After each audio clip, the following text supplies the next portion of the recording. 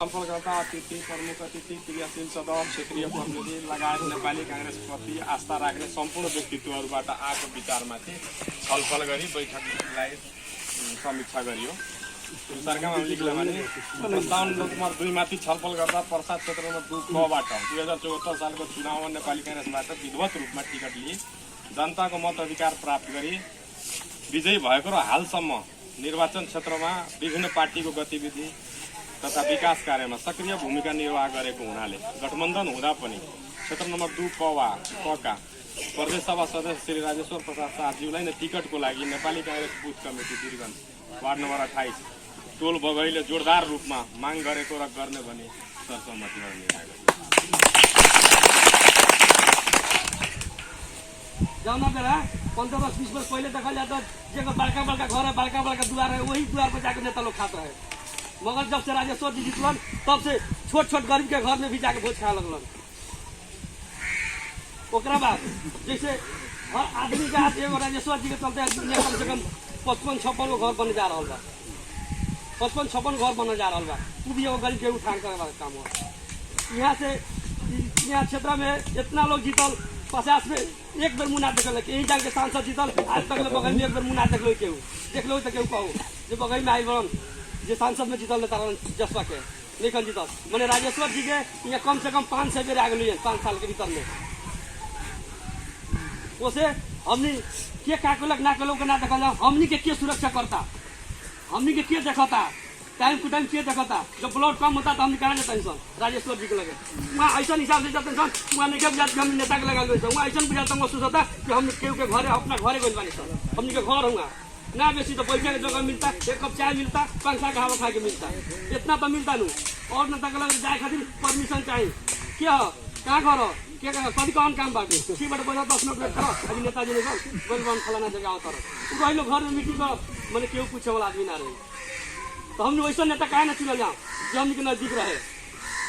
बिहान के करी ना करी उतर के बात बाटे जब हम विगत के 5 साल में हम तो भोग टेंशन हो हम तो जगह टेंशन हमने कितना साथ मिलल ना मिलल उससे हम सबके ऐसी करके खाओ भी काहे ना हम विरोध कर सकते सर जो फलाने आदमी हमके चाहिए कह के जब हमने को सब सुविधा मिलते है सब चीज हमके मिलते बा तो हमने काहे ना उससे हम कहें क्या होता ना होता ना भाई हमने के राजेश्वर जी चाहिए तो चाहिए और कुछ सब कुछ जनाब का बा नहीं एक्टर की व्यवस्था बा नहीं है खाली कौन यहाँ सहयोग करते हैं या पढ़ाई लिखाई आप स्कूल में आते बस ये बातें हम लोग नंबर क्षेत्र के वॉके सभासद यहाँ के राजेश्वर शाह जी महाराज हमारे महतो सब कुछ के जय नेपाल पढ़ते हुए सब हम जोड़ रखा नहीं सके माने गलती होकर सही होके ना आज से 6 महीना साल भर पहले से हमने के पूरा टाइम कि हमने के ऊपर गड़बड़ सड़बड़ सब चल रहा बाटे गुटबंदी चल रहा वो गुटबंदी के विवाद के लेकर के सभापति के जो गठन भइल हुए वही में देखल गई हुए कि जो केहू ना जाने वाला नाम कि है वो वही बूथ कमिटी के सभापति के हो जगन्नाथपुर के हो वो वही के लोग ना जाने एक में कहीं कहीं सुनल गई कि 10 लाख 20 लाख रुपया लोग खर्चा कर दिलक बहुत लोग पार्टी छोड़ दिलक गुटबंदी हुआ के आके बेरा जोन हमने के भाला बुराई चुनाव भइल हुए चुनाव में सब जनता हमने के ला के वार्ड के सफल करी तो एक खतरा में यहाँ सबन के कमजोर योगदान ना भइल सब कुछ यहाँ सबन कही नहीं हमने के विधायक दिन के भी हम देखनी कि जब तक गिनती भइल चाहे वहाँ सब कोई रहे वहाँ के रहनी सब कुछ कही नहीं और वहाँ के तरीका कोई नहीं अब तो हमने जनता है तो हमने मैंने देहे नहीं सकता है तो जब हमने के गाछ रोपले बानी सर वो गाछ में हमारे 4 कुंटल मालदेव आम था ना तो हम एगो कलम 200 रुपये कहे जाएंगे कहे 200 कलम रुपये जाएंगे हम 4 कुंटल हम मालदेव फरत तू मालदेव के ना सेवा करी दे हमारा यहाँ 5 कुंटल फर हो कल हमारे वार्ड अध्यक्ष ना रहे तो मौसूफ हमारा ना भर हमारे वार्ड अध्यक्ष नहीं है कौन कमी बेसी हो केहू गरीब के लेके केहू के लेके जाए सब माने सहयोग कर आज हमारे वार्ड से भी जीते उप मेयर भी शांति कारगिल रही तो पौने बराबर रही बड़ा जहान आलम का जीतल बढ़िया बाड़े ये बेरा अगर हमने के विधायक भी जीत जाता नहीं चुनाव तो 2 बारी बॉल हो जाएगी, सारा जनता फूल जाएगी है। जितना हमने के मिल रखो से 2 बारी मिली, 2 बारी मिलने से क्या हो कि आज 254 यहाँ 500 वोट से कांग्रेस हमारे परिवार होता। ऐसे हमारा आग्रह बा कि सब कोई हमने के मिल करके हमने के जोनी 5 कुंटल आम पारे वाला बाटे वही गाछ के सेवल जाओ, वो विधायक दिखते कुछ करे के पड़े तो मुँह नारा लगावे जाओ और समाज कर जाओ राजेश्वर सा चाहिए यह कहते हुए 2 शब्द पर रखता नहीं चाहिए बाप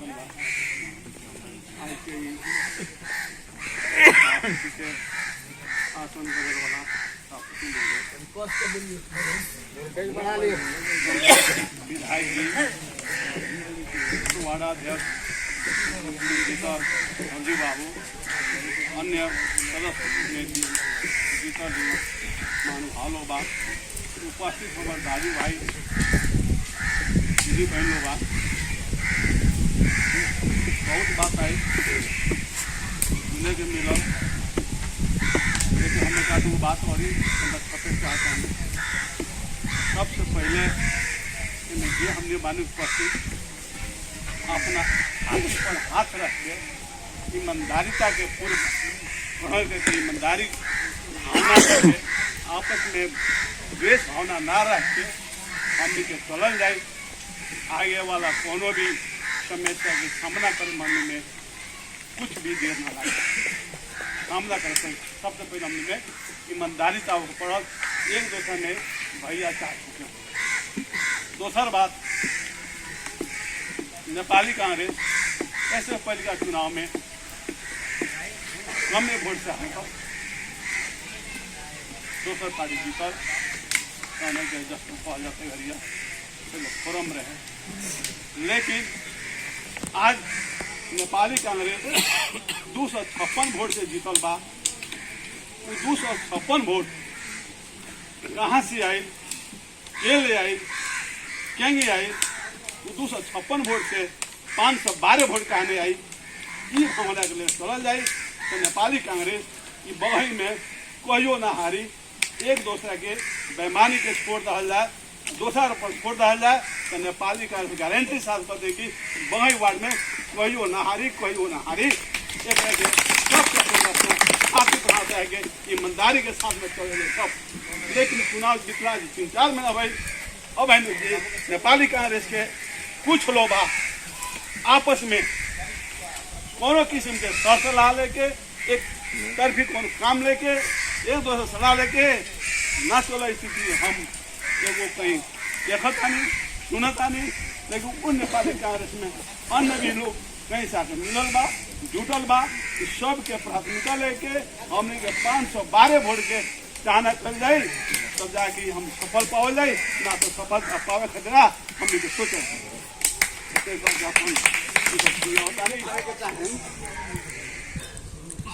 कि नेता लोग कहीं से आवाज निकाल दिले हो कि राजेश्वर जी के टिकट ना दिए। उ लोग के बात उहे लोग के बात पर हम विश्लेषण एगो कथी करे चाहे हम आउ लोग से यह सावा से अपन बाड़ी से पूछे के चाहे का राजेश्वर जी कोनो देशद्रोही काम कैले बन का उनका के टिकट ना देवे के चाहे। राजेश्वर जी अपना क्षेत्र में अच्छा विकास निगम पहले का जो उनका के टिकट ना देवे के चाहे। रहल बात उनकर भाई स्वतंत्र उम्मीदवार से लड़ल है, कोनो बड़का मुद्दा ना लगे, कोनो नया बात नहीं है। विजय कुमार गाछेदार तो पार्टी छोड़ के पार्टी के अध्यक्ष दोसर पार्टी के हो के चुनाव लड़ले संगठन बनेले फिर तो नेपाली कांग्रेस में जाके भेजले टिकट मिले सांसद बोलने लड़बे कैले। तो जनता नेता बनावेला, नेता जनता के ना बनावेला। जब जनता वोट दे के नेता के विधायक का माननीय मंत्री बना सकता राजेश्वर जी के टिकट खतरा जनता का है नहीं तो उतना प्रयास कर। हमनी के हाथ में पावर बाटे वोट दे, हमनी वोट देन तो कोई माननीय बने या कोई विधायक बने। और हमनी के तनका यदि जोड़ लगा देला से राजेश्वर जी के टिकट मिल जाता, हाँ हमने जोड़ लगा दिया। रहल बात काम के विगत में नेपाली कांग्रेस यहाँ वार्ड अध्यक्ष चुनाव जसपा के जीतल एमे हम खुदे रहनी एगो अगुआ कार्यकर्ता भी ओमे हम रहनी अवस्था देखल जाए वो कि नेपाली कांग्रेस के जैसे उमेश जी कहले हैं कि एकदम तुहरो जैसा महसूस होते वो चीज़ हमने भी महसूस कैली सन कि आज के उ डेट में जौन बेरा ये लोग चुनाव हार रहे वो डेट में तुहरो जैसे रहे लोग अवस्था एकदम खराब रहे ये लोग के देखे वाला कोई ना रहे जैसे वहाँ कहने कि एगो जाबो ब्लड खतरा एक पाउच ब्लड खतरा हम बहुत लोग के धोखा डर देवे नहीं हमारे लेकिन वह विधायक जी के घरे गई वो ना रहन उनकर कोई आदमी रहे कि हमरा ब्लड मिल गई हमारे काम हो गई तो जब सब कुछ वो अपना खानी देखा था आज हमने के भी तनका अपना खानी देख देने में टाला वही से ज़्यादा कुछ और तो ना करें अपने लोग पार्टी में हम नया नया बानी हम ये कहें कि सब कोई अपना अपना जगह से तनका जोर लगा दे जी विधायक जी के टिकट मिल जाए अब फिर यहाँ जीतल है फिर जीतल वो अपन निर्वाचन क्षेत्र में उनके टिकट मिलो अब फिर जीतल हम अपन इतने बात कह गए हमारे कहने का मतलब है कि हमने बहुत से माने 74 के पहले से लड़नी हम मदन उपाध्याय इन्हें से लड़ल गई हमने पराजित हो गए निशान पराजित हो गई के बाद में रिजल्ट हो गई 74 से चुनाव जब लागू भई वो बेरा भी जितना पीड़ा हमारे 28 नंबर वार्ड के जनता भोगले रहे वो बेरा अपना में एकरूपता एगो बना के लागल तो जाके मैंने कहीं के कमी से वो हमने के सरजू का टिकट मिलल वो में जनता कमी ना कैलक एकदम जहाँ से रहे लागल लेकिन कहीं कमी से हमने के 6 नंबर से 2-4-5 को होता हमने हार गए से पराजित हो गए आई विधायक सभासद के चुनाव के थी उस समय में जब राजेश्वर जी का टिकट मिलल इन्हें गाँव के कह के राम नरेश जी का टिकट मिलल कौन शब्द प्रयोग भइल नेपाली कांग्रेस के ऊपर राम नरेश जी कांग्रेस नेपाली कांग्रेस रहलन वो जनता के सामने अभी बढ़ले बाटे वो चीज़ बोलाई नहीं था रह गई सवाल की जो हमने के भइल राजेश्वर जी जीत गई हमने के सभासद अजय चौरसिया जी हार गए लेकिन हारला के बावजूद 74 से लेकर 79 तक में हमने कौन गत में रहती सन का हमने के सहयोग भइल का अथी भइल राजेश्वर जी कम कैलन बेसी कैलन सारा जनता के सामने ओकर परिणाम हमने के 79 के चुनाव में वो गाड़ी से चुनाव आयल तौना में हमने के उपलब्धि भइल सब हमने के अवगत बात रहल सवाल गठबंधन के लेके यहाँ चलल जाता है तो गठबंधन में मान ली कि जो हमने के जो मेयर यहाँ गाँव वाला बानी सन कहला पर ऊपर के केंद्र के कहला के ऊपर क्या भइल बाटे जो हमने एगो गाछी छाप में के वोट जाके हमने एगो छाता में मरला बानी सन ओकर पीड़ा अभी हमने के का बा केंद्र के लोग नहीं खा बुझा अजय चौरसिया जी नहीं खान बुझा कि हमारे बगही 28 नंबर वार्ड के जनता बाटे वो बुझाता थे ऐसे हमने कहानी उपलब्धि बाटे वही नहीं बाटे कि जब फिर 79 के चुनाव जौन आवत आते गठबंधन जहाँ तक सुनता नहीं गठबंधन के नाम पर हमारे राजेश्वर जी के टिकट माइनस कर जाता रे बाबा हमनी के जो 28 नंबर वार्ड के जो इतना माने लगानी कैलक वो लगाने के उपलब्धि हमनी के प्राप्त भई शीतल सांसद पर जो सभा भरन उनका जब बाईपास कर दिया जाता है तो का गठबंधन अगर कहता कि वो फलना में जाके जाए तो केंद्र का आधार पर 28 नंबर जनता हमने राजेश्वर जी के लगाने के भूल के जाके वो में जाए सन हमने 28 नंबर जनता से सरासर हमने पूछा करता ये प्रश्न जब हमने को वार्ड के चुनाव रहा है वो हमारा कहीं से आई बात अगर राजेश्वर जी का अगर बाईपास कर राजेश्वर जी के लगाने के कहने केंगे करब फेर दबा की पार्टी के नाम पर चलब सारा लोग से जितना लोग राजेश्वर जी के जो लगाने वैसे हमने के अपना सब कोई से आग्रह बाटे 28 नंबर के पूरे जनता से आग्रह था जे टिकट वाला इनमें से अगुवन नेता भाई बंधु लोग से आग्रह बा जब ई पर ही आवाज उठाओ लोग कहो लोग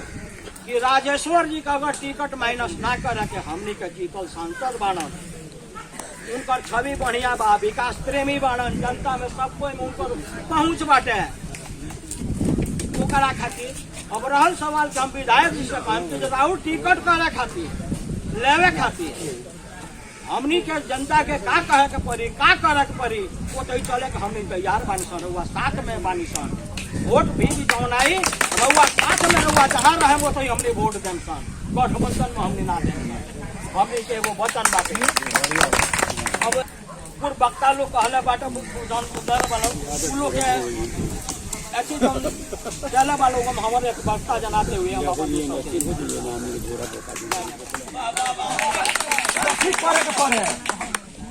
सोच के मतलब ना हमरा कहे के मतलब हम जौन पहले बारन तुमने देखला बानी, पुरनको नेता लोग पहले बा वो देख के आइल बने, अभी तो वोटर ना हुई, लेकिन उनका इतना क्यों कुछ कैल ही नहीं है। आ ये बड़ा कामना वजह से उनका टिकट नहीं है भेटत, काहे नहीं है भेटत, हमनी के जानकारी होके हमनी तो वोटर नहीं छन। ताकि सब लोग के अपन बात हो, वास्तविक काहे बोलना का हर आदमी के बात सुनते हुए भी विचार को बात अपन हमार अपन लागल बा कुछ राखे कर चाहत सारा आदमी के बात आई लो विधायक जी के टिकट मिले के बरल नेपाली कांग्रेस की सीट हो, इनमें दू मत के बात। लेकिन एगो हमनी के बगई जब शुरू में बनी 2074 साल के टिकट मंगावे से लेकर जितावे तक नेपाली कांग्रेस के, चाहे विधायक जी को चाहे अजय चौधरी जी को, वहीं जितना लगा रहा शायद दूसरा गाँव उनको ना इंटरेस्ट है। का है हमनी के दूगो चीज लगा रहा कि एक हार रही सन तो के तरह हमने अपना ठाव में जिता के देखा दी सन, आ जिता के अपन मुखिया से अपन विधायक अपन मंत्री बने सके, सोच से आगे बढ़नी उठ पा के देखनी। आज भी वहीं शुरू में उठेगा हम जब 15 को वार्ड बा विधायक क्षेत्र में हमनी कोनो व्यक्ति के शिकायत हमने अजय चौधरी जी आइए तो मोरे उतने स्वागत बा, वो टिकट ले तो उनको खातिर उतने लड़म सन, चाहे अन्य केहू कांग्रेस से ले तो उतने लड़म सन। बगई वासी के एगो अपन धारणा आई केहू नेता के हमनी के विरोध नहीं के जे आई कांग्रेस के आई। वही तरह बगही जौन जस 2074 में ले रहे वह जस लेवे खातिर आज हमनी के काम शुरू भइल बा। तो एकरा के हमनी के विधायक जी से भी अनुरोध बा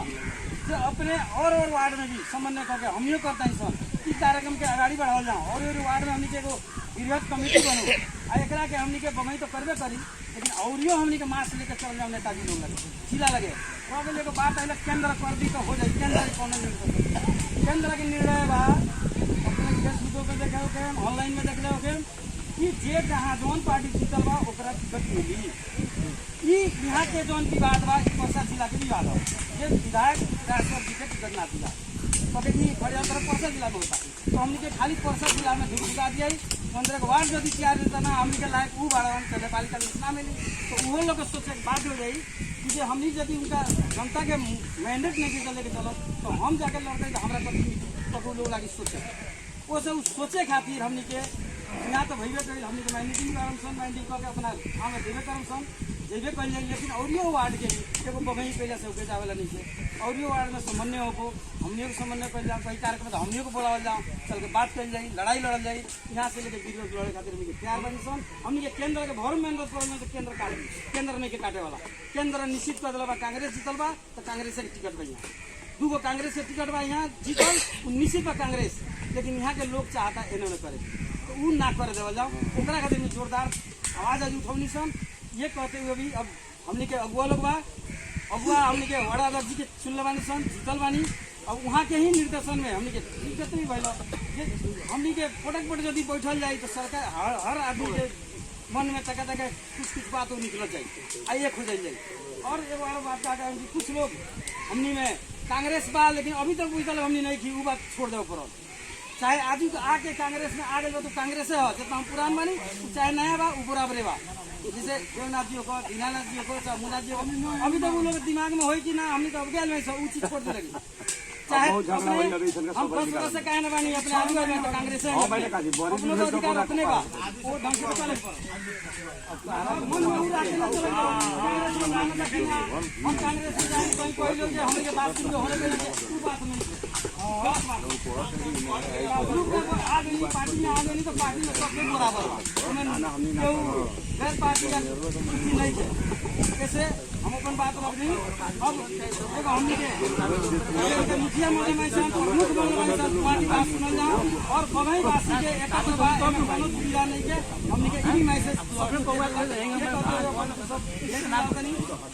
का लोग पूर्वक का लोग हमरा से किसी गाड़ी से राजनीति कर रहे हैं। हमें में क्वेश्चन भी जाएगा विधायक पर और हमें प्रश्न हम भी हरियाणा के चाहते नहीं मास से नेपाली कांग्रेस जनार्दन सिंह छेत्री की हकी अजय चौरसिया के हकी रमेश रिजाल के ह अपना के बड़का नेता कहावे वाला पहले का क्वेश्चन हमारू है।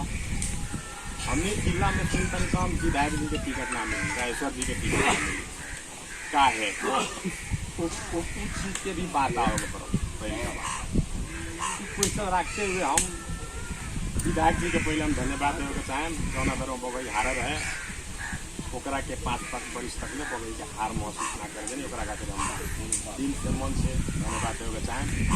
ओकरा साथे साथे हम पूर्व सभापति जी के भी धन्यवाद देवे चाहें जे पूर्व सभापति बनला के बाद भी अभी भी कहलन हम पढ़ल लिखल नहीं मैंने बहुत चीज हम जाने नहीं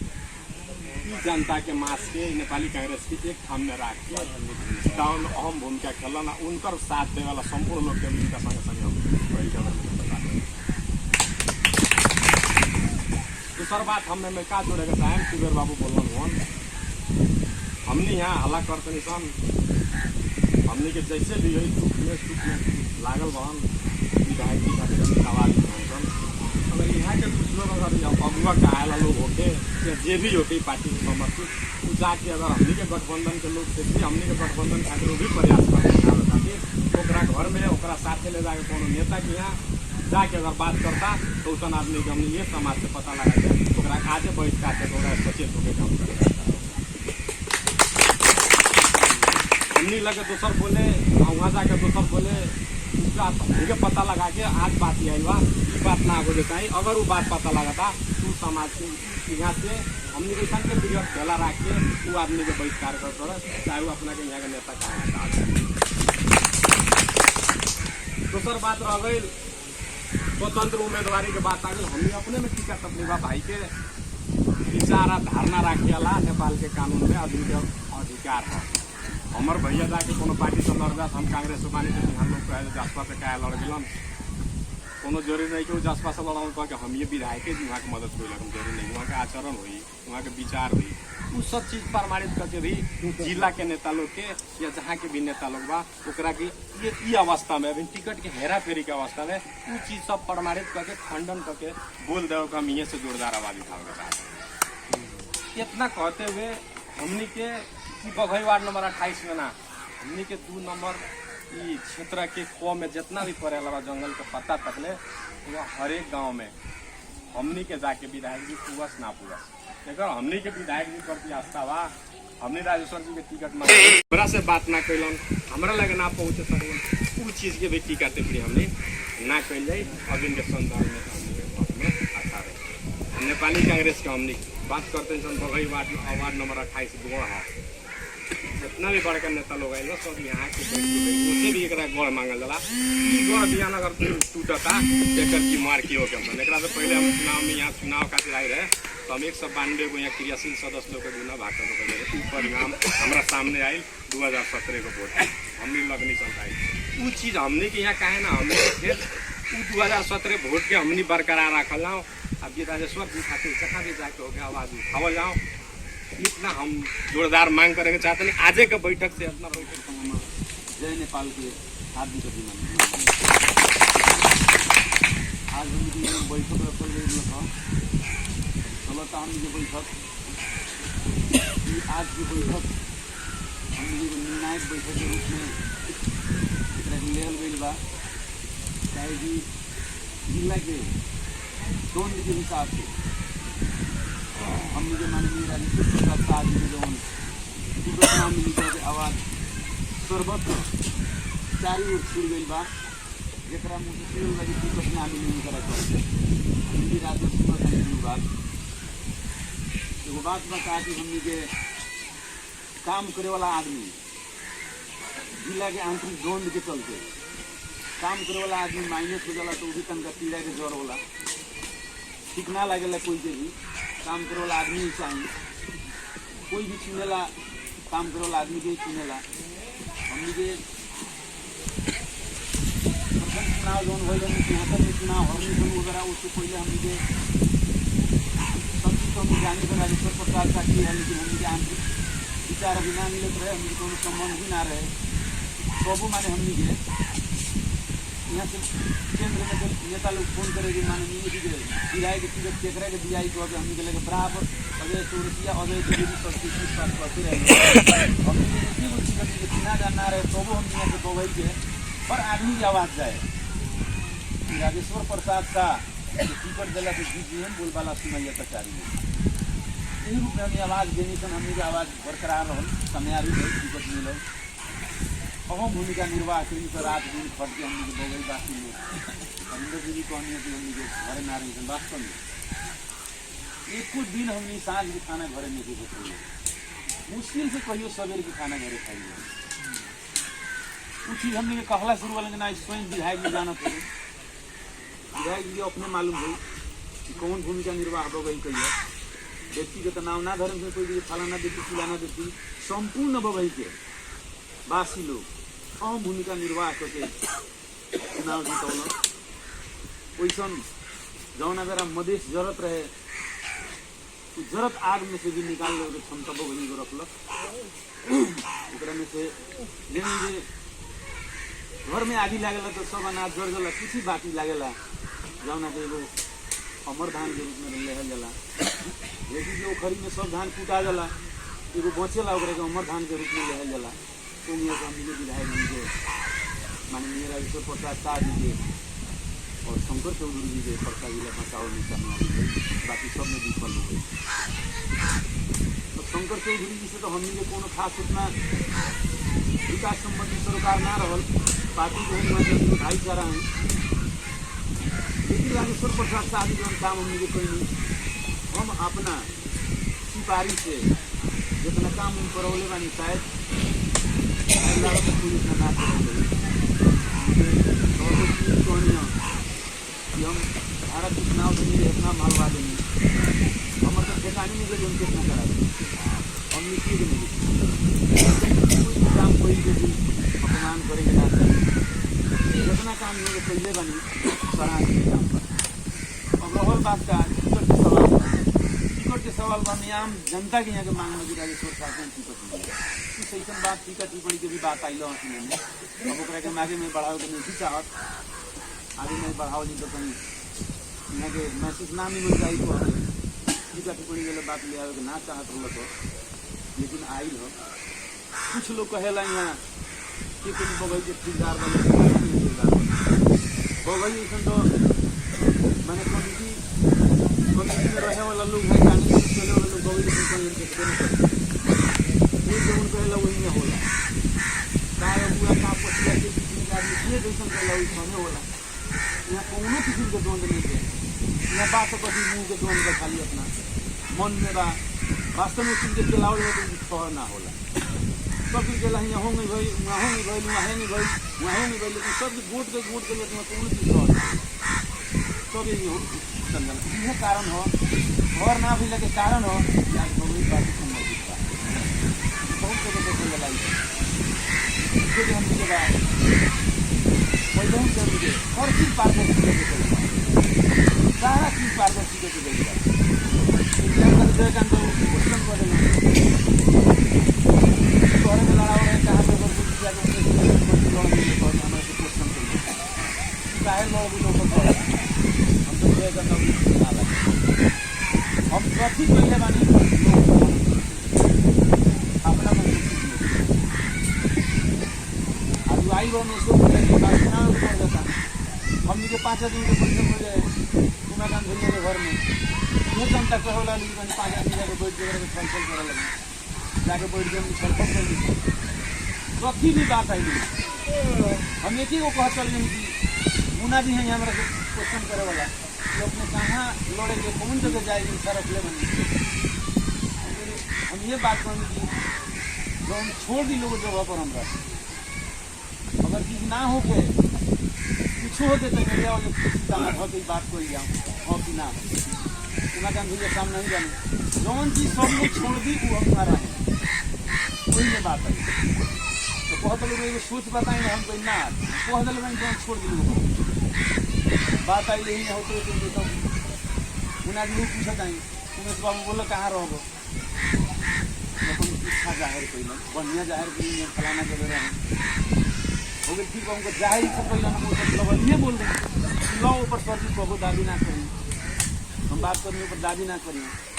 कौने के बाद में फिर कहता रहे ऊपर से कहीं प्रेशर आई तो बढ़िया क्वेश्चन कैल हो सकता है कहीं हम इच्छा जाहिर कर दें ऊपर हम ना रहे ऊपर से प्रेशर कोई करता हमारे तो फिर कहीं वही पर तो क्वेश्चन कैसे जाइए हम कह दें दुनिया के कोनो शक्ति उखड़ के आई तो ऊपर हम जाहिर ना करें कह दें तो कह दें ऊपर हम कह दें ओकरा बाद में तब कहता तब उहे मैसेज ही पूछलन हमारा से तब कहाँ रख जाए की इच्छा रखले बड़ा हम कहनी तब ऊपर हम बात नहीं कर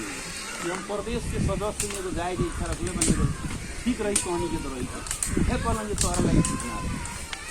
कहलन कि तोहरा लगे ठीक ना रही हम कहीं हो सकता है कहीं बढ़िया ना रही देखल हम कौन ठीक रही तब कहलें कि महाधिवेशन ठीक बा महाधिवेशन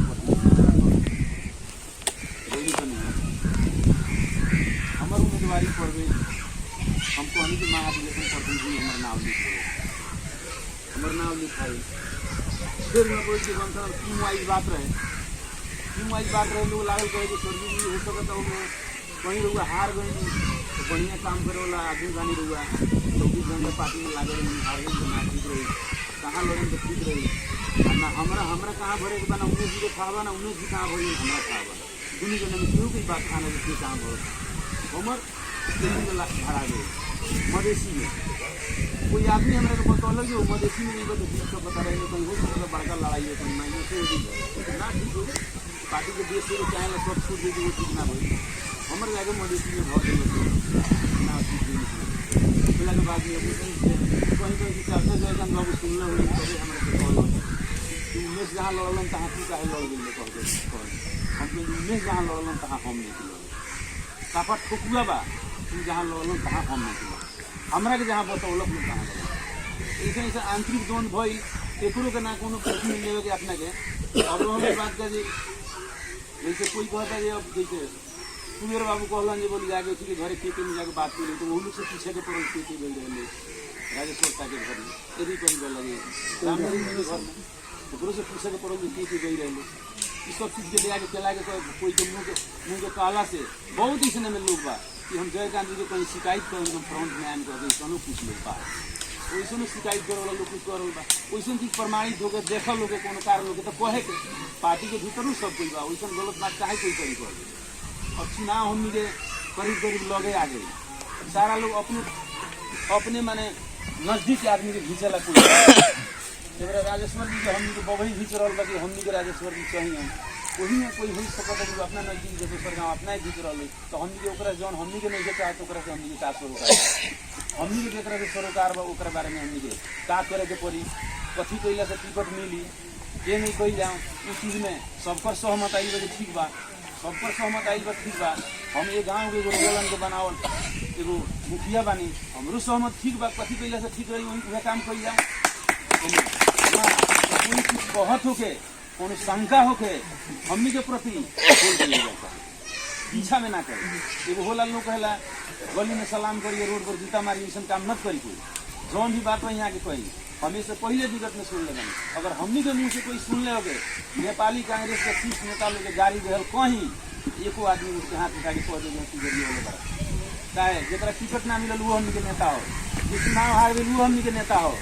जो लड़ के जीत वो हमनी के नेता हो जो प्रत्याशी वो हमनी के नेता हो आज में कोई सुन ले होगे हाँ अजय द्विवेदी अजय चौरसिया या रमेश रिजाल कोई आमुली कोई हमने के नेपाली कांग्रेस नेता के गाली गलौज हमारा मुँह से कोई सुन ले तो वो बात को ओकरो शिकायत हम बहुत जगह सुन लेनी नेता लोग लग जाके हमारे खुद अजय द्विवेदी जाएगी हमारा लगे फोन कर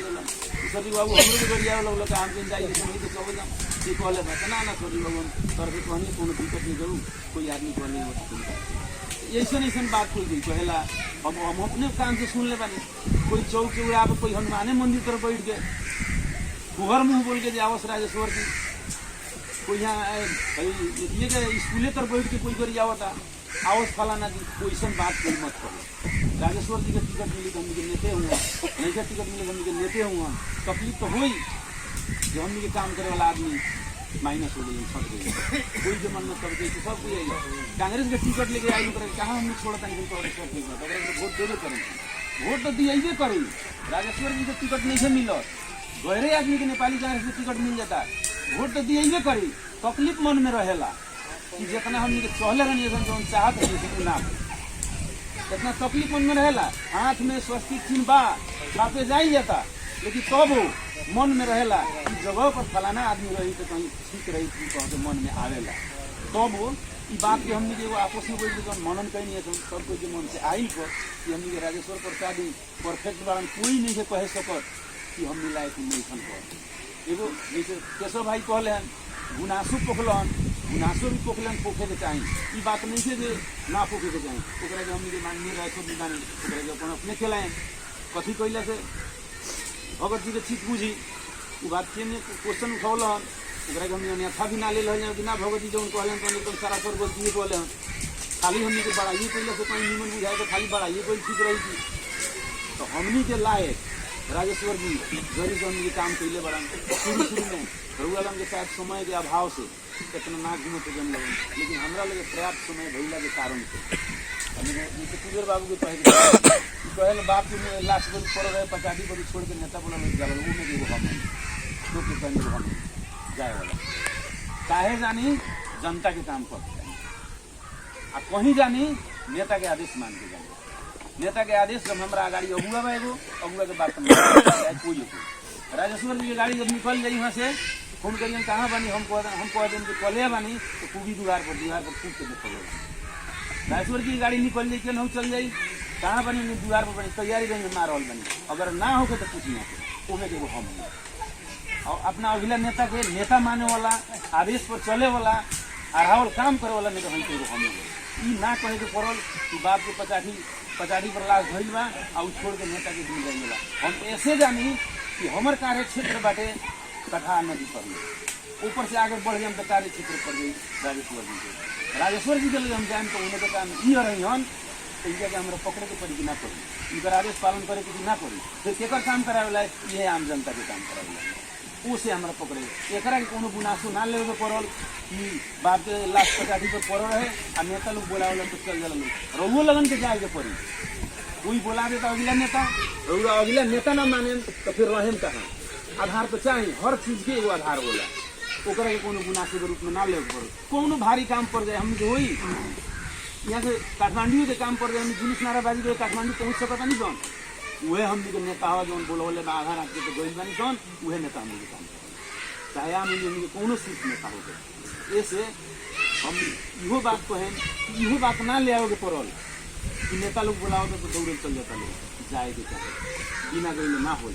अगला नेता के बात भी माने के पड़ेगा। आज वह दौड़ती हो रउए लगन के दौड़ल हो रउए लगन के दौड़ धूप पहले आगे लगन के मुखिया बनौनी रउआ लगन भी मुखिया बनौनी कथी सोच के बनौनी लगन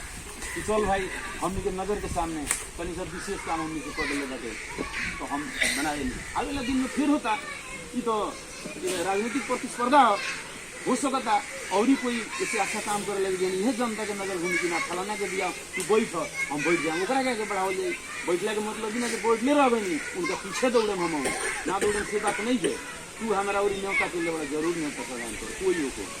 तो ये हमने आज के जो बैठक भइल पहले को नेता बोले तो मुझे सुखी हुआ था जैसे 5-7 दिन से हमारा अपने घर में परेशान बने अनेक किस्म के पीड़ा से आदमी हम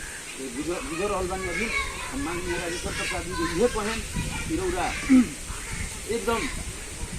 साथे बानी सन पीछा एक डेढ़ में भी हट सके बानी सन एगो चीज अंत में चलते चलते एगो बात कहें कि जो फेसबुक में हमने के संबंध में लोग डालता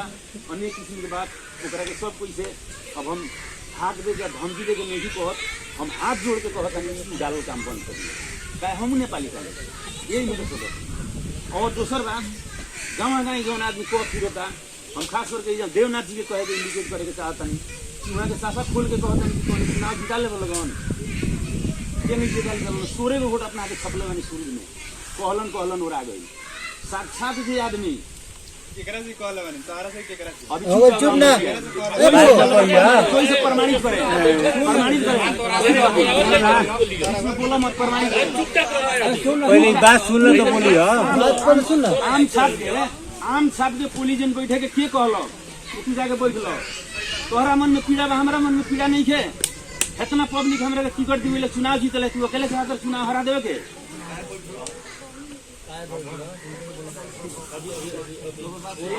इहो पीड़ा ना हो सारा पब्लिक वाले ने जितावे वाला खड़ा कर देलो लड़ा होता आ यही में सेन मारे वाला आदमी सेन मार रहा का है कुछ चीज के जवाब के पूछी कौन माने प्रत्यक्ष तो बानू है जब प्रत्यक्ष बानू तो बाजे आम साहब के पुलियन तू ऑर्डिनरी आदमी तो नानू हो क्रियाशील सदस्य हो क्रियाशील सदस्य के काहे काम कइलो केकरा से पूछ के कइलो अगर कोई भी क्रियाशील सदस्य बा कइले बा ओकरा जवाब पूछे के पड़ी काहे कइलो ठीक बा अपन सब देई समाप्त कर 5 वर्ष भूगोल में 6 और 10 जन है मैंने 5 वर्ष भूगोल रख के आ देखा जाए लोग के रवैया से दोसर के उत्पादन करे 6-7 जन हमनी के कम्युनिटी के बालू आके वाला ये थी पालन कर ली लोग मिल कर रहो 5 वर्ष बड़ी भूगोल में छठ कैले में से मन पालन कर और तो 5 वर्ष भूगोल में 5 को छठ और 5 वर्ष माने 5 वर्ष भूगोल में हम पालन कर ली दोसर के भूखले रह जाएंगे आज पवित्र भूमि वीर योद्धा शहीद भूमि शायद वो कथा जिला ना नेपाल के ही इतिहास में लोकतंत्र लिया खुचरा महत्व लगाया कि हाँ संपूर्ण शायद सबसे योगदान तो सब जगह के बात है लेकिन सबसे अग्रणी स्थान यहाँ के अग्रणी लोग तमाम अग्रणी लोग के यहाँ योगदान बा योगदान कई महान व्यक्तित्व लोग आज पवित्र भूमि बैठे उहे लोग हमने के शायद तमाम इतना उपस्थित जितना हमने के बैठे बानी उहे सगा संबंध उहे कुल परिवार उहे सब प्रभाव उहे सब के हमने के मार्गदर्शन से कि आज हमने के पूर्वज के हमने के लोकतंत्र ले आवे खुचरा पंचायती व्यवस्था देखी से लेके राजा के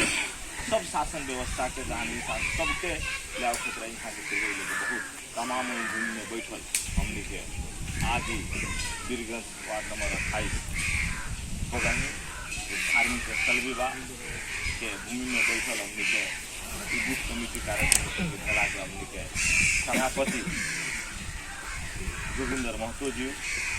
वैसा ही कार्यक्रम के हमने के एकदम सब लोग के मिला के समन्वय करके चले वाला सबके जोड़ के चले वाला सबके फुला के बुझ के चले वाला हमने के नवनिर्वाचित और वीरगंज महानगर पालिका नेपाली कांग्रेस के कार्य समिति के उप सभापति भैल व्यक्तित्व हमने के सर्जित महतो जी वैसा ही हमने के बूथ कमेटी के सभापति हमने के रामनारायण रायभर जी छठू भाई जी लगायत हमने के नेपाली कांग्रेस के बूथ कमेटी के हमने के पदाधिकारी सचिव कोषाध्यक्ष और हमने के यह वार्ड के निर्वाचित हमने के वार्ड सदस्य जी लोग सोनालाल जी सुभाष जी हमने के महिला ऋतु जी संजय जी के परिवार हमने के शशि जी लगायत आज तमाम अब समय तनका सा बैला के तमाम यहाँ हमने के नेपाली कांग्रेस पार्टी आस्था निष्ठा राखेर संपूर्ण यहाँ हमने के तमाम यहाँ व्यक्तित्व अब नाम रखल जाए तनका सा बेसी समय लगे उससे तनका सा समय कुछ बात बेसी होल बात कुछ बात भी पसंद भी राखल जाए उससे आज उपस्थित भइल महान व्यक्तित्व लोग और ना उपस्थित भइल भी कोनो कारणवश से कहीं भी भइल व्यक्ति को लोग हम सब पर्सन यहाँ जितना हमने के शहीद लोग के हमने के जितना बालू उ लोग के भी श्रद्धा सुमन देते यहाँ उपस्थित सब लोग मोहम्मद जय नेपाल के हार्दिक अभिवादन बा। जय हमने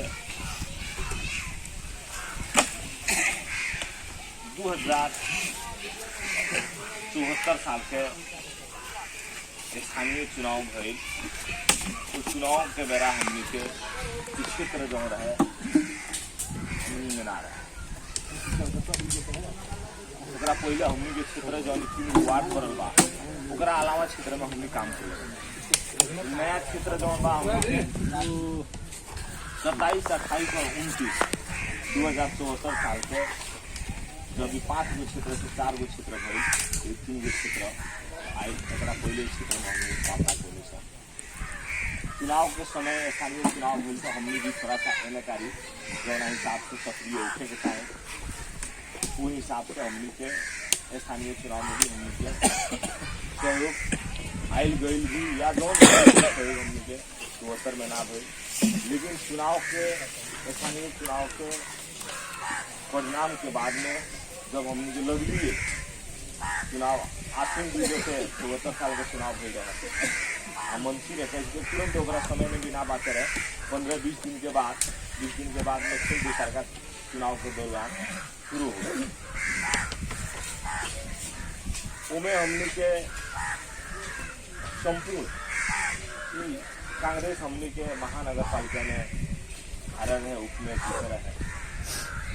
बहुत प्यार है बहुत जगह हमने के आज हमने के 27 नंबर भी हारे गए 29 नंबर भी हारे गए महानगर पालिका तमाम बिहार से हमने के कौना किस्म की स्थिति परिस्थिति हुई केंग हुई बिहार हमने के आने वाले दिन में हमने केंग पार लगी को भी मैंने आधार ना लौकत रहे वो बड़ा सारा तमाम लोग के हमने के भी एगो साथी भाई लोग यहाँ से बहुत ज़्यादा ऊर्जा मिलल हमने के सब समन्वय भय फल भय नेता लोग के तमाम सब लोग के साथ कहे वो बेरा भी वास्तव में हमने के हरिंदर जी हमने की बात कहनी है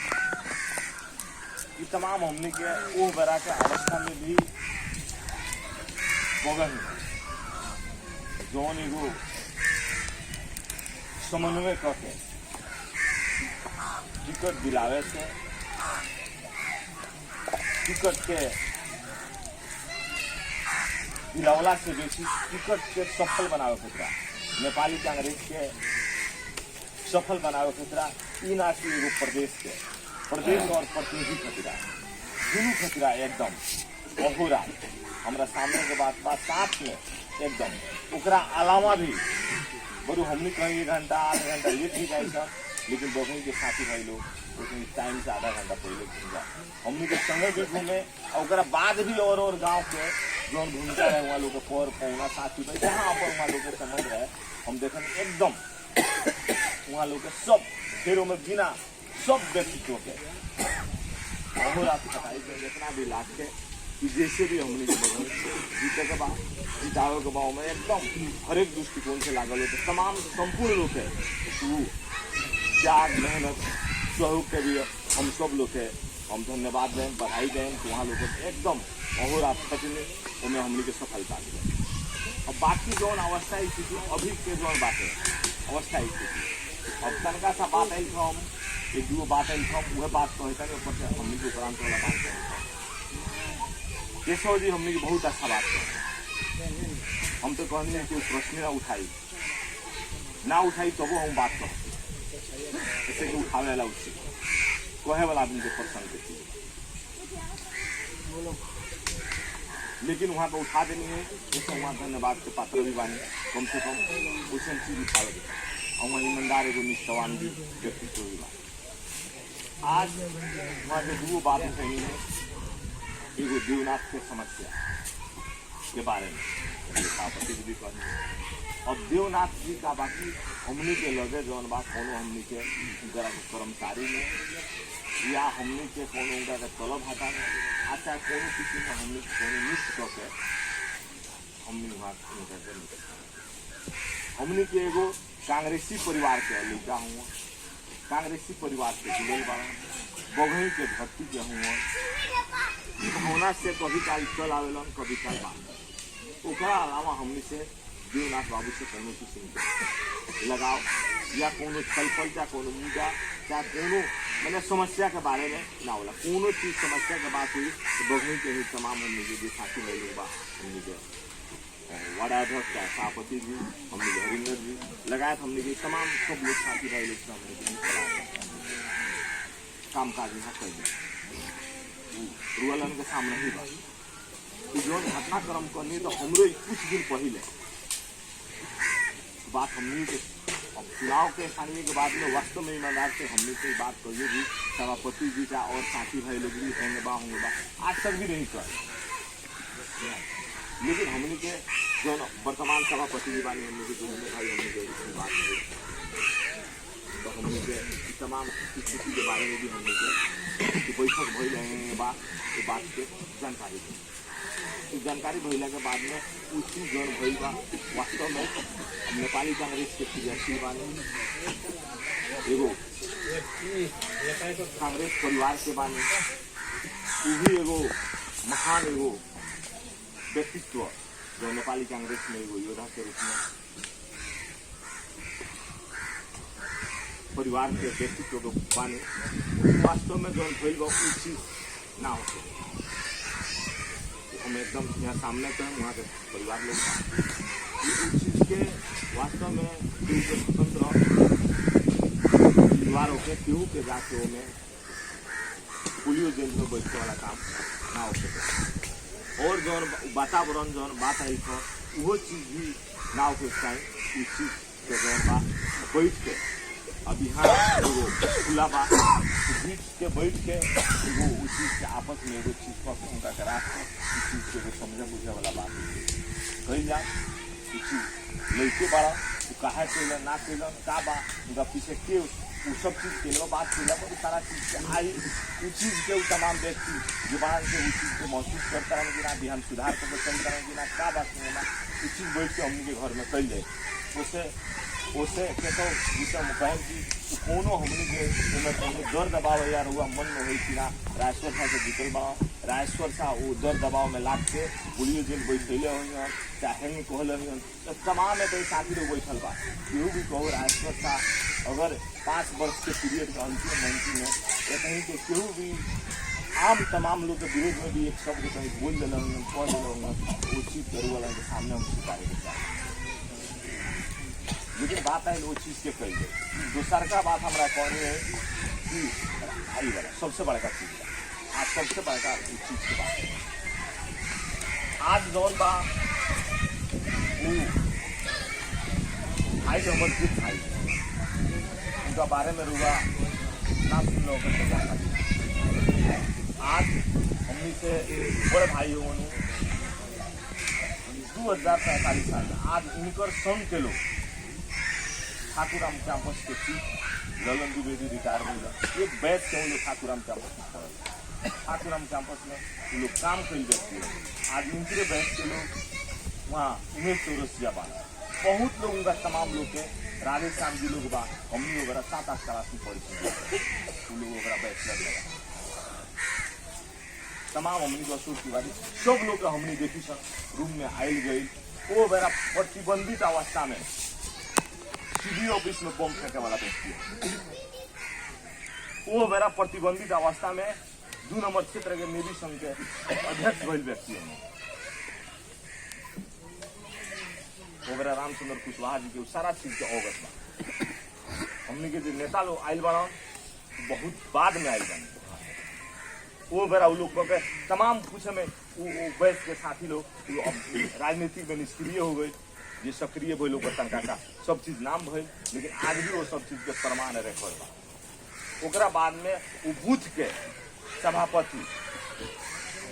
निरंतर उतई के सभापति आयल बा। 74 साल के चुनाव में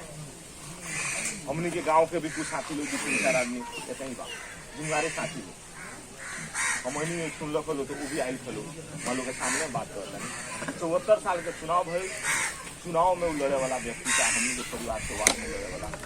व्यक्ति हमने के कुछ भी ना रहे, लेकिन हेंगे तमाम हमने के गांव के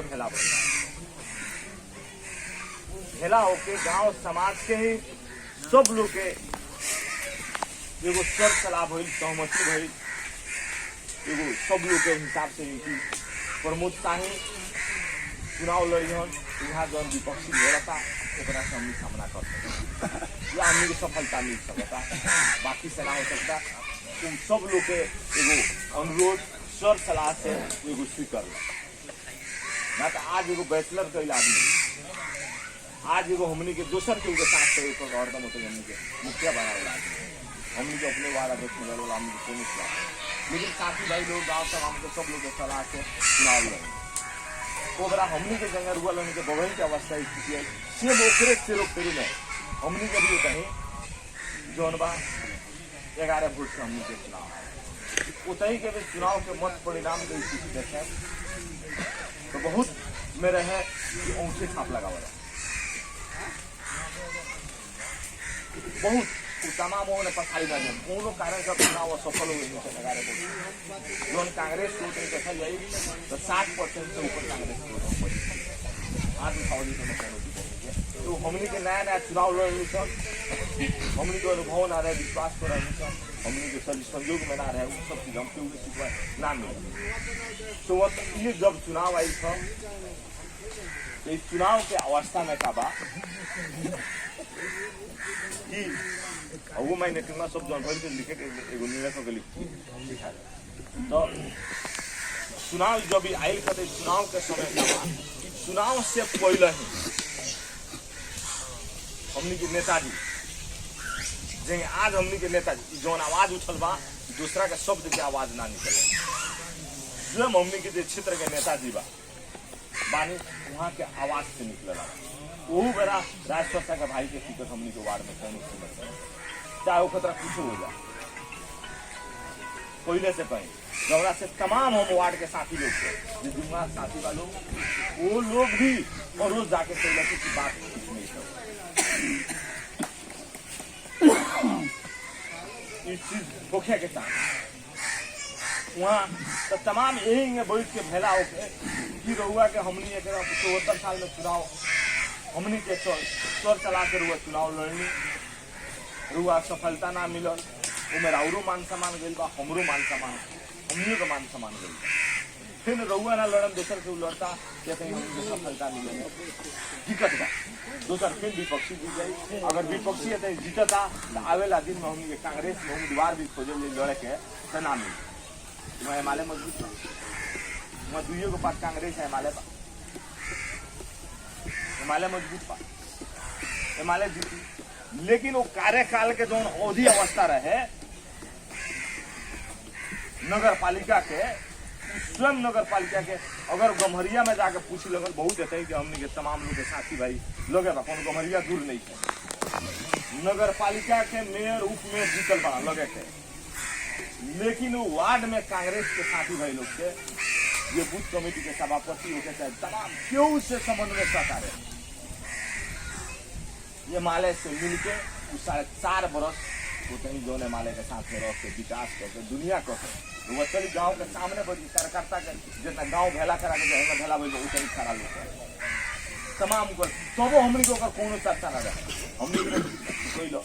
हमनी के तरफ से जौन मिलल हम जंगे बगही के हम जितने मिलल सोनिके मिलल जंगे ऐसे मलम पटी ओहू जन को हरिया जो कांग्रेस के मान सम्मान रहो महसूस ओहू जन बिना हो ओहू जन कांग्रेस के जो काटी चुनाव में उतरो भइला पर भी हमनी के साथी भाई के लोग ना रही हमनी कांग्रेस के इलेक्शन के लिए कांग्रेस के प्रश्न तमाम गांव के लोग गई खेला होके रमेश दाई लगे भी भेंट कैल रमेश दाई एकदम स्वाद से ऐसे कि रमेश दाई वो कालखंड के भैया का आश्रय जानता जनार्दन जी साहब होती चली गई जनार्दन जी साहब तो लोग कामे कही जाता निरीक्षण वो सब भी जानता कि प्रमोद बाबू तुम्हारा टिकट मिले तो करा तुम्हारा बारे में कुछ जाने के बाद तुम्हें गवा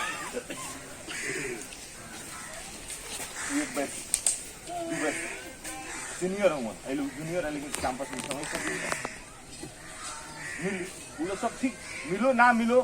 अच्छा से एगो आश्वासन दे के 25-30 आदमी रहे हमरो कहलक रहलो हमू गए लेकिन हम ही फोन करके खुद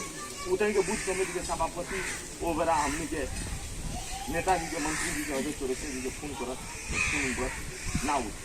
दो दिन पहले के समय और लोग समय दे दिलक उस समय फोन ना उठल चले हमारा विजय के बिहान खोल बाई दुनिया है तो फोन ना उठल तो हम ही लोग नहीं फोन उठे तो अब नहीं उठे डायरेक्ट हम प्रेमचंद्र कुशवाहा जी जिला सदस्य मालिक कुंवरी के रोल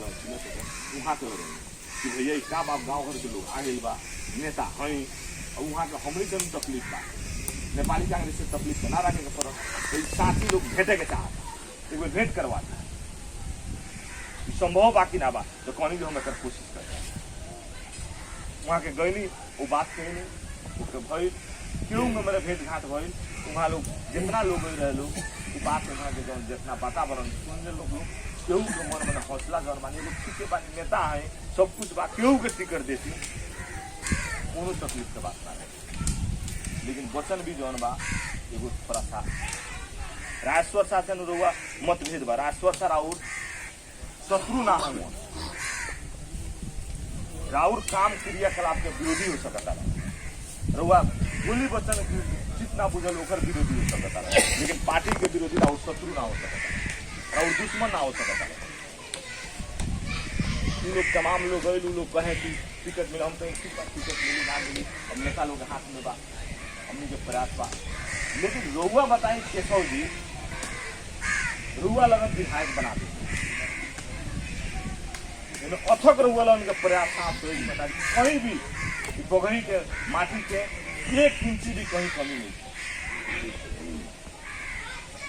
जितना भी कहल बगही के साथी भाई लोग के हमने के सभापति लगा मैंने पूर्व सभापति वर्तमान सभापति सब लोग के जितना थे हरिंदर जी हमने के टोटल उमेश जी सरजू जी टोटल हमने के तमाम है जितना उपस्थित जितना हम लोग गोगही के साथ विधायक बनाओ में अथक प्रयास रहे सफल भी मिला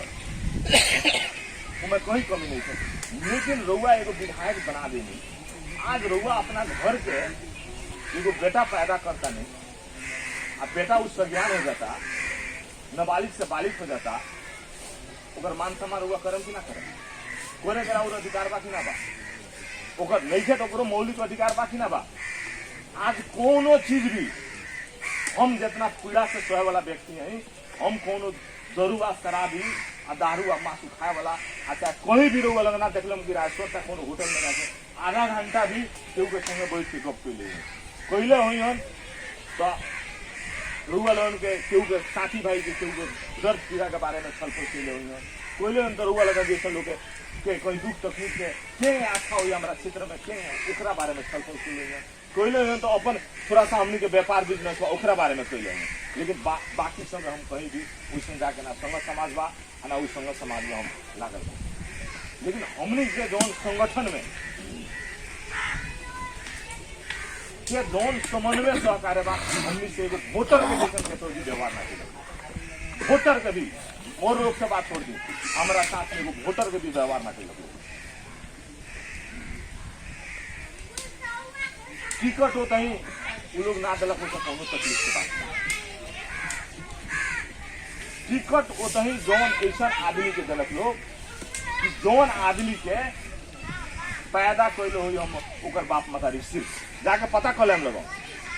पैदा कैले ओकर बाप मतारी लेकिन ओकर पालन पोषण करे वाला हमनी के बाप मतारी लोग के नागरिकता बनल तो वह भैया बनावे वाला हो जे जीतल बनल और के जन्मसिद्ध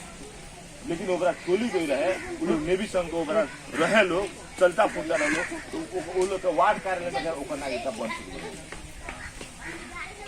वो आदमी जो आके के घर होता ही यादव बसल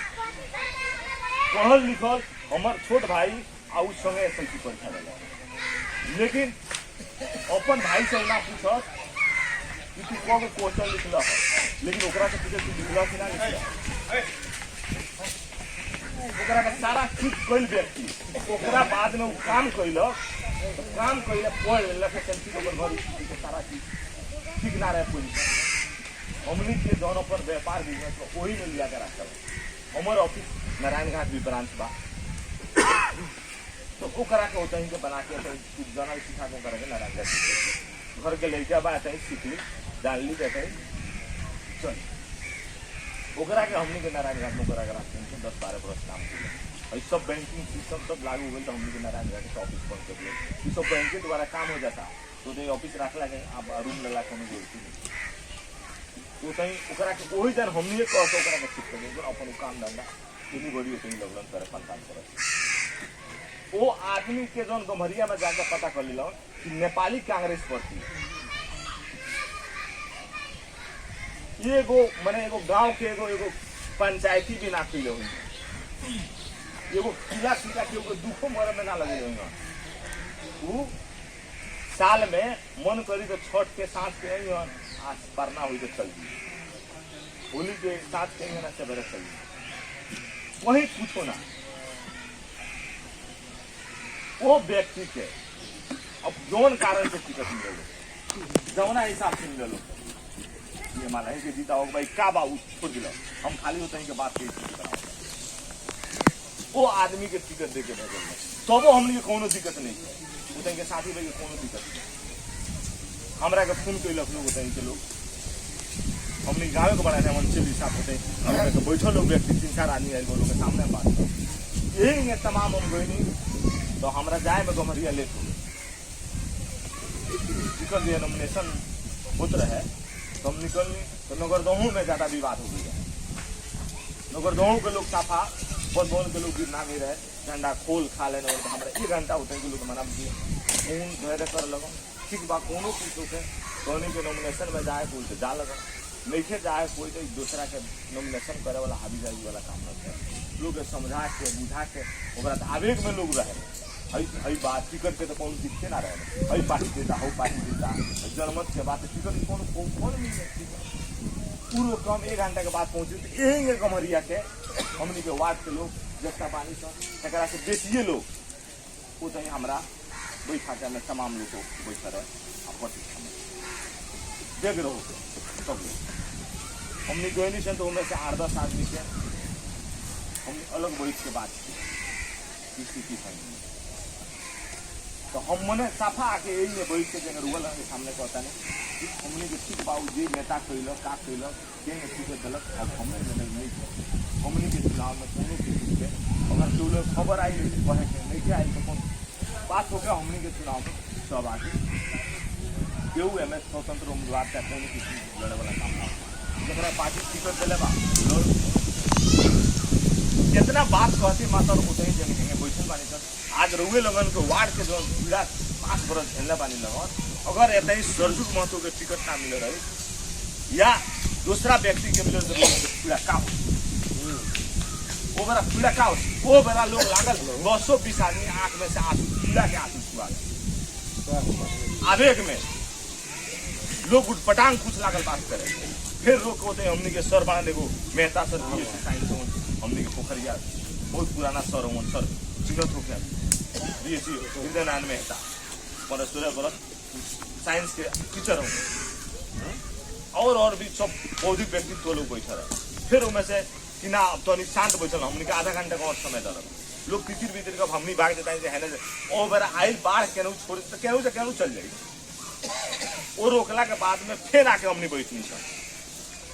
बैठक में बैठ के बात भइल कि ठीक बा अब बोलन जे का करे के बा बैठला के बाद में बात भइल कि रुआ से का वो लोग के नेता लोग से कथी बातचीत रुआ प्रश्न बोली हम कहनी कि जितना रुआ लोग सुनले बानी उतने हमरो बा हमरा से आज तक ले अभी के डेट तक ले नॉमिनेशन बा हमरा के नॉमिनेशन में जाए के बा चाहे फलाना के टिकट मिलल बा चाहे हैंग मिलल बा ओकरा के समन्वय करे के चाहे सहयोग करे के आ चाहे जेकरा टिकट मिलल बा वो हमनी के पूरे तो उमे कुछ साथी भाई लोग के बात आई क्योंकि ओकरा से बात करे तो कुछ साथी भाई जो हम टिकट मिलल बा उनकरा हमनी उनकरा मिलल बा उहा के बात करे के चाहे जेकरा उम्मीदवार के टिकट मिलल बा उनकरा बात आके समाज में रखे के हमनी तो पार्टी के संस्थागत जहाँ सभापति के बा वार्ड कमिटी बा उतही हमनी बानी सनु कि हमरा टिकट मिलल बा का हमरा साथ सहयोग चाहे कम कहीं हमरो से खबर कोनो नहीं के अगर कोनो माध्यम से रुआ लगन खबर आई तो कहीं लगन तो कहलक हमनी के कोनो खबर अब का करे के पड़ा। तो हम कहनी कि तहनी के 4 बजे ले 4:30 बजे ले अभी चीज के जब इतना स्थिति परिस्थिति बा 4 साढ़े 4 बजे अभी समय बा तो आई 3 बजत रहे देखे के आई तो चला हुई चला करम लगा ऊपर से कुछ कर हम रुआ लगन स्वतंत्र भरम ओमे हम समर्थन नहीं रुआ लगन करिए ऊपर से ऊपर उठ के उन लोग समाज के एगो बचावे फितरा हृदय तमाम लोग निकल कि हमने स्वतंत्रो भर देता नहीं सन तो हमने लगे तो कम से कम समाज एगो बना जाता 3 दिन के बाद जौन बा 2 दिन के 3 दिन के समय रहे हमने के खींचा दे कौन बड़ा चीज बा लेकिन समाज तो 3 दिन में तो कुछ आग तो ठंडा हो नहीं जाएगी 3 दिन तक ले केशव जी एक शब्द एगो हमनी से ठीक बा मत भिन्नता बा केशव जी के तो कहल जाए सुनल जी से तो कहल जाए ना कि होता ही कि समस्या बात के शंका है कहा स्वतंत्र पार्टी के चीज वो केहू एक आदमी बैठ होगा तो केहू कोई पार्टी के टिकट बैठ करेगा केहू तो स्वतंत्र के कही एक शब्द केहू कुछ हो रहा कोनो चीज के चुनाव में और देना तो कोनो किसी से स्वतंत्र में लड़ने वाला लोग ना जैसे कि वार्ड हमनी के प्राथमिकता में हमनी के प्राथमिकता में रहे कि नेपाली कांग्रेस वार्ड में प्रमोद शाह जीत प्राथमिकता में रहे प्राथमिकता में रहेगी हमने विधायक मानी सर साल 74 साल के चुनाव में ना रहनी सर लेकिन आज के डेट में हमने विधायक में तो हमने के वार्ड अगर हरा था यो दुख के बात बा आज वार्ड फिर जीत जाता दूसरा का टर्म में आवेगा दिन में हमने कहता ही कि उम्मीदवारों ना मिले हमने अपने वार्ड में ये पूरा हम सवाल बानी कि एगो विकास के काम करे खातिर हमने एगो योजना ले जाए सर जो रुगल उनके तई साथ में हम कहीं नहीं सर वो बाध्य अवस्था में उन लोग तो उम्मीदवारी कर दिल रुआ कोनो पहल ना कहीं अगर पहल कैले होके केहू कहले होके रुआ कह वैसा बात की ना हमने पहल कहनी से होता है हम न्यू लोग खबर आई सब लोग के साथी भाई के मात लगी बगैयों से राष्ट्रता के ज्यादा दबाव संपर्क रिलेशन तो सब गाँव से बेसी हुई तो बगई से संबंध बा गमरिया से बात गमरिया संबंध बा तो बगैयों के साथी से तो उसे कहे के चाहिए राष्ट्रता से बात हो जाओ वहाँ के टिकट खतरा पूछी ना हमने के मुखिया जी से कहल बा कि ना कहल बा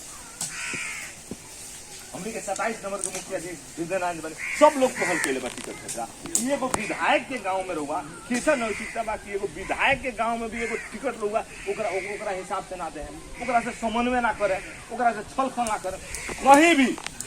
इस क्षेत्र के कम है चाहे संगठन के चुनाव होते या स्थानीय चुनाव होते संजोग बढ़िए एगो कहल जाए तो एगो ठीको बा एगो कहल जाए तो बेठीको बा कहीं भी कोनो टिकट में यहाँ लोग बानी तमाम लोग कहीं भी हमने से एगो समन्वय कहीं नहीं था समन्वय होखे के चाहिए कि ना चाहिए रुआ लोगन के जिम्मेवारी बनावल आदमी हमू बानी एगो ठीक बा अपने हिसाब से करती हम कहाँ संगठन में रोकनी हम तो रहनी चुपचाप रहनी लेकिन संगठन में हम कहाँ रोके गई कि रुआ हैकरा का ना होकरा का हम तो कहीं ना बने कांग्रेस के क्यों बनता कोनो दिक्कत नहीं हम तो एगो नाम आदमी के लिए सब पूछबो भी ना कर लगे केहू राहुरो आदमी के वो आश्वासन दिलक हम तो कुछ ना वो अवस्था में वहाँ स्वतंत्र के लड़के वहाँ ठीक बा उ लोग लड़ हमनी के गांव में गई लोग 10 बेर गई लोग एक बेर हमरा के एक शब्द भी फोना के ले लो आवतारण कि ना आवतारण घर दिलो में चाहे औरों में बुलावे के चाहिए नू कहे के चाहिए नू हम ना आई थी तो कहे के चाहिए ओकरा पर से चुनाव में हमने के पूछ लें जाके रामरूप कुर्मी बात प्रत्यक्ष हमारा लगेलन चुनाव के समय में कि चले पर लोग घूमे हम कहनी आए चल हम एक बेर से 4 बार रामरूप जी तारा दन से आगू कैला के जब पूछ ले रामरूप जी एगो विधायक के प्रत्याशी नु जिम्मेदार नेता नु हुआ यह बेर हम चलता नहीं कहाँ चले वो बोली चलते नहीं आई बैठी गाड़ी में तो हमने जाते हैं सलाह तो क्या होता है सलाह तो क्या है जो लोग से कभी सलाह वो बात के लिए वो जान ले जो लोग से कभी कहले बोले हार जाए तो राजेश्वर शाह हरा दिल हाँ आज जीत जाए तो हम अपना दम पुता आखिर दोनों में समन्वय होके के चाहिए कि ना होके के चाहिए आज रुआ जो कनी कि वहाँ के जो गलत बात आ रहा बा रुआ लगे डाटा बा जितना प्रचार जो रुआ लगे सुननी नहीं लगन हम नेपाली कांग्रेस के मान सम्मान खतिरा नेपाली कांग्रेस के बिहान के भविष्य ठीक हो जौन चुनाव जीतला के बाद में वो लोग जौन फेसबुक के मार्फत चाहे औरो जौन मीडिया के मार्फत जौन वो लोग भाषा भर से यूज कर रहल बा या बोल रहल बा उस सरासर गलत बात। रुआ डाटा निकाली, रुआ हाथ में डाटा बा, कोई खोजे नहीं के जाए। निर्वाचन आयोग के वेबसाइट में जाए कि कौन वार्ड के कितना वोट मिलल बा। हमारा गोमरिया के 6 नंबर वार्ड के वोट देखिए, जो वहाँ बोलल जाता कि छाता के वोट उतने मिलल बा, वार्ड के वोट उतने मिलल बा, इस तरह पर गलत बा। रुआ जाके बोलते डाटा निकालें, डाटा हाथ में बा। अब वो गलत बात करता तो हम चारों ओर खंडन कर, लेकिन रुआ लगे कहे का पड़ता। वहाँ जाके डाटा देखें कि वोट कितना मिलल बा। कांग्रेस के वोट उतने कोनो कम नहीं मिलल, कांग्रेस के वोट 5 से 12 को मिलल बा।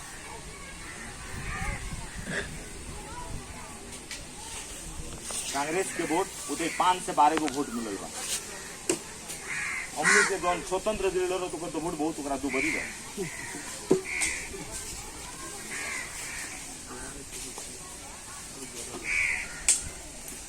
लेकिन ओकर वोट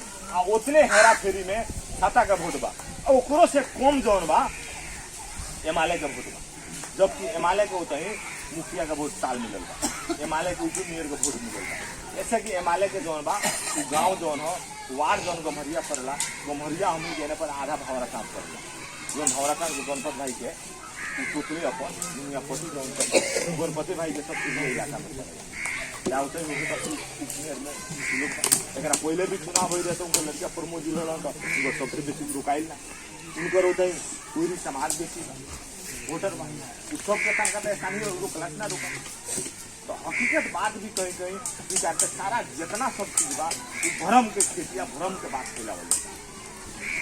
वो बाध्य अवस्था में बोली केशव जी क्या होते हैं। आज संगठन के रूप बात कर रही है,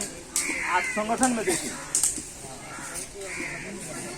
आज नेपाल आज रुआ लगन तमाम जौन बा जितनी लगन रुआ शंकर चौधरी राज सरकार। आज प्रदेश के जौन अवस्था स्थिति बा हमारा ओकरो तकलीफ के बात नहीं, तकलीफ के बात बा कि आज 1-1.5 बरस हो गए हमने के प्रदेश में जो मंत्री रही बा रुआ लगन का है बा।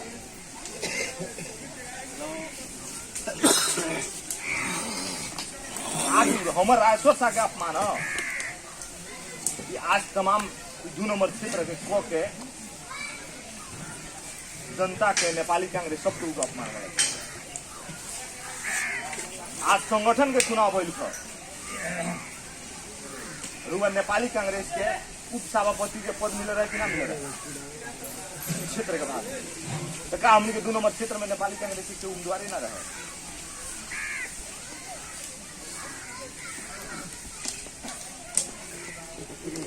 इस सारा चीज के रुआ अध्ययन करी हमनी के कोनो उतई जो आरोप कल जाता कि नेपाली कांग्रेस के हरावे वाला कहीं भी बहुदर माई नगर पालिका में जाए कहीं भी पता लगा कर रुआ कह दे कि राजस्व चाहे कहीं केहू को कहले बना चाहे घूम के कहले बना चाहे कोनो चीज के लेनी देनी बा उ सब चीज के रुआ इतने ना नेपाली कांग्रेस जौन बा उ लोग विधिवत परसा गढ़ी के वोट 3000 वोट से हारल बा। वो लिख के देना कि राजस्व का हमरा चुनाव हरा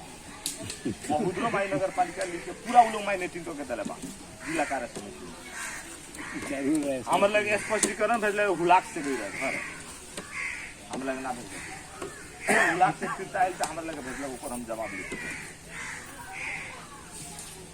जबकि वो विधान विपरीत बा। जिला कार्य समिति के विधान में हो कि जौन जवना चुनाव के समय बा मानी कि हम ही गड़बड़ करता नहीं हमरे करुआ तुरंत स्पष्टीकरण तो दियो वही तरह कार्रवाई कर करुआ निवेदन दे देनी केहू के स्पष्टीकरण चल गए ओकर प्रमाण कई वीडियो जने केन कनी करुआ तो वहां तो बैठल बा निर्वाचन उठी में पुलिस जेल में बैठल बा तो प्रमाणे न हो ओकर प्रमाण खोजे कहां जाए तो प्रमाण हो कहीं केहू बोललक ओकर रिकॉर्ड होके के फरक कहीं जाके कोनो सभा में बैठल ओकर रिकॉर्ड होकर कोई वोट मांगलक ओकर रिकॉर्ड कोनो प्रमाण तो चाहिए कि ना चाहिए कोनो प्रमाण नहीं। लेकिन खाली राजनीतिक चरित्र हत्या करे वाला बात ना हमने जैसा एगो रुगल विधायक बने लगन रुगल में देखिए कहीं संगठन में जिला से लेकर ऊपर तक के संगठन के चुनाव हुए कोई राजस्व आगे एगो संगठन में एगो जगह नहीं दिया। संगठन मिले के चाहिए, जगह कहीं मिले के चाहिए कि ना मिले के चाहिए। आज रोगन के सामने महाधिवेशन भइल, महाधिवेशन प्रतिनिधि क्षेत्र हम भी अब एगो विधायक भैला के नाता से एगो वोटर बन के जाए क्षेत्र महाधिवेशन कोनो चीज ना, खाली जाके नेता के वोट देवे वाला काम। उनमें वोटिंग भइल तो रुआ लगन देखल वोटिंग के अवस्था में सबसे कम वोट हमारा दिले। वहू में रुआ वोट गिरत रहे तो में 4 आदमी लोग फाइटर है, 4 आदमी लोग कांग्रेस के योद्धा लोग रहे, तो जाके 55-60 गो वोट छाप के गिरे लगो। सभापति जी चाहे सोनालाल जी सब लोग के देखल के सामने के बात, कुछ गलत बात हुई तो कई लोग के सामने के बात जे रात दिन रहता नेताजी के लोग है,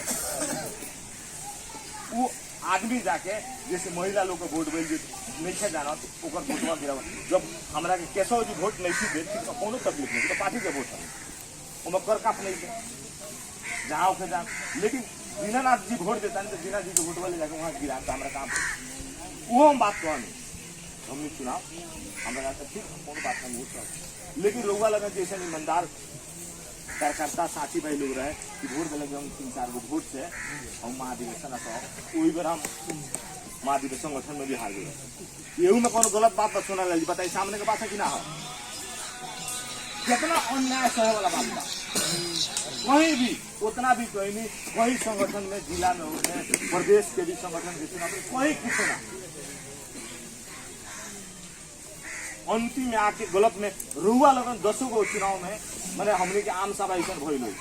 कहीं राजस्व के नाम ना आई हमने के नरमा में बैठक भइल 5 साल के जो आम सभा में भेला में होके तो हमने के चुनाव हैंग चुनाव सब निकल बात। लेकिन अभी खसियाई गरिमाई में बात हुई तो बात होता कि हमने के 74 साल के चुनाव में राजस्व विजय सरावी से मिलके विमल श्रीवास्तव से मिलकर हमने के चुनाव राजनीति की भ्रम दूसरा का चरित्र हत्या करे वाला बात सारा चीज गलत करके नेपाली कांग्रेस के कमजोर करे वाला काम। जैसे नेपाली कांग्रेस के जो कमजोर हुई, नेपाली कांग्रेस का आपस में मोटा हुई, मैंने 5 बरस के बीच में जो बात रहे तो हुआ तो 5 बरस दूसरे गीत गौनी हम उन्हें भी कहे था। लेकिन 5 बरस में तो साथ रघुल बहुत कार्यक्रम में गई लोग है सब सुन लो है समीक्षा भी गई लोग में सामने प्रमाण बा कि हमने के परसे गढ़ी के वार्ड नंबर 6 के जो वोट रहे ओकरा सुन लो हम लोग का मिल हमने के कहला सारा साथी लोग कहला तो सारा वहाँ कौन रहा सोचा के संबंध रहे वहाँ दूसरा कौन संबंध रहे वहाँ वोट तो कटा दी हमारे जो कॉम्पिटिशन उनको नाता गोता उनको ससुरारी पूछे उनको वोट मिला। लेकिन हमने मंत्री जी के कहा होता है प्रतिद्वंदी जो लड़ल उनका होता है कौन संबंध रहे उनका जात पात रहे उधर शायद सिलवानी यूनियन की नाम उठाने के लिए नहीं होके के चाहिए। लेकिन सबसे बेसी वोट मिला, सबसे कम हमने के वोट मिला। तो एक्चुअल चीज जोन में गलत प्रचार करके दूसरा के राजनीतिक जोन बा हत्या करे वाला काम ना करे। जितना समाज में लोग जितना बात कर रहा बा टोटल नेपाली कांग्रेस के कमजोर करे वाला गलत बात करे वाला कर। अब हमनी में सब में बात में न जाएगा। अब वो बात एक रख हुआ कौन है हमसे कौन है। अब हमनी के वर्तमान जो अभी की अवस्था है हमनी के सब प्रथम जो हमनी के सभापति जी जोगिंदर महतो जी जो बात एजेंडा के साथ में प्रस्तुत किए वो एजेंडा के प्रस्तुत में तमाम यहाँ के उपस्थित अग्रज व्यक्तित्व लोग के जो हम सर्वसहमति एगो आवाज आई था ओकरा क्षेत्र हम सब प्रथम सब लोग हम हृदय से धन्यवाद देवे के चाहे ओकरा क्षेत्र हम सब लोग के बहुत बहुत हम धन्यवाद वहाँ लोग बहुत एगो विचार जो आई था कि कांग्रेस के बचा आज जो जानी लगन हमने हरिंदर जी संक्षिप्त बनी है कि नेपाली कांग्रेस के जो नीति गठबंधन हो गई बा एमे कोनो दुमत के बात नहीं थी। गठबंधन सीधे वाला नहीं गठबंधन हो गई बा मंत्री 4 के चुनाव हुई में कोनो दिक्कत वाला बात नहीं। लेकिन गठबंधन हो गई बा नेपाली कांग्रेस के दल नेपाली कांग्रेस के जहाँ जहाँ सीट जीतल बा वो जीते वाला व्यक्ति से, वो क्षेत्र के लोकप्रिय व्यक्ति से, जे जीते वाला बा, जे जीते लायक बा, जे जीतल बा, वो प्रतिशत वहाँ